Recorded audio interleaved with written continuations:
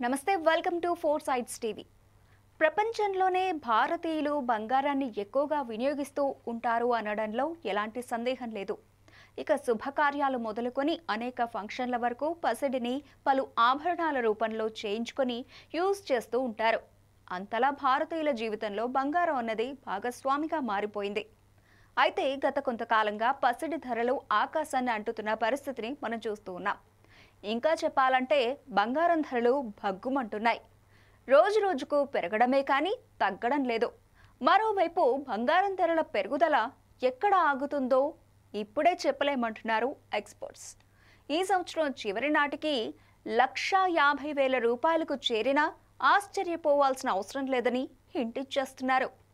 అసలు ధరల పెరుగుదలకు మెయిన్ రీజన్ ఏంటి అనేది మాత్రం ఎవరూ చెప్పడం లేదు. అంతర్జాతీయంగా ఒడిదుడుకులకు లోనవ్వడం, ఎక్కడో రెండు దేశాల మధ్య యుద్ధం సాగితే ఇక్కడ పసిడి ధరలు పరుగులు పెడుతున్నాయి.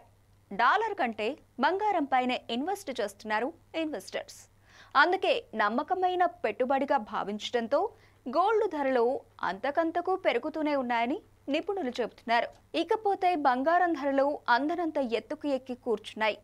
సామాన్యుడు నిచ్చెన వేసి అందుకుందామన్నా అందడం లేదు. తులం బంగారం ధర 1,25,000 టచ్ చేయడానికి జస్ట్ 2 రోజులు చాలేమో. గోల్డ్ స్పీడ్ చూస్తూ ఉంటే అది నిజమే అనిపిస్తోంది. వచ్చే వారం దీపావళి పండుగ నాటికి పసిడి ధర ఎంత ఉంటుందో అన్న టెన్షన్ కనిపిస్తోంది. అటు బంగారంతో పోటీగా తానేమీ తక్కువ కాదన్నట్టు వెండి రేట్స్ కూడా పరుగులు పెడుతున్నాయి. భారతీయులకు బంగారం అంటే అమితమైన ఇష్టం. ఇక పెళ్లిళ్ళు, ఫంక్షన్స్లోనూ గోల్డ్ కొనుగోలు ఎక్కువగా చేస్తూ ఉంటారు. ఇప్పుడు ఈ రేట్స్ చూస్తూ ఉంటే ఏమీ కొనలేని సిచ్యువేషన్. భవిష్యత్తులో ధరలు మరింత పెరిగితే ఇక బంగారం సామాన్యులకు అందని ద్రాక్షగా మారుతుందని చెబుతున్నారు నిపుణులు. ఈ నెల 18న దంతెరాస్ ఉంది. దీపావళి పండుగకు ముందు వచ్చే దంతెరాస్ రోజు బంగారం కొనుగోళ్లు చాలా ఎక్కువగా ఉంటాయి. ధనత్రయోదశి నాడు బంగారం కొంటే శుభమని, లక్ష్మీదేవిని ఇంటికి ఆహ్వానించడంతో సమానమని నమ్ముతూ ఉంటారు.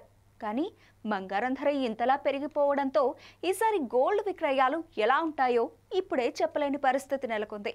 ఇవాళ కూడా gold rates all time high నమోదు చేశాయి. స్వచ్ఛమైన బంగారం 10 గ్రాముల ధరను చూస్తే 10 గ్రాములపై ఏకంగా 1,250 రూపాయలు పెరిగి 1,20,770 రూపాయల నుంచి 1,22,020 రూపాయలకు పెరిగింది.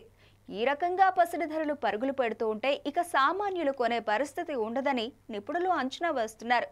మరి బంగారం ధరలు ఎప్పుడు తగ్గుతాయో, అసలు తగ్గుతాయో లేదో అనేది వేచి చూడాలి.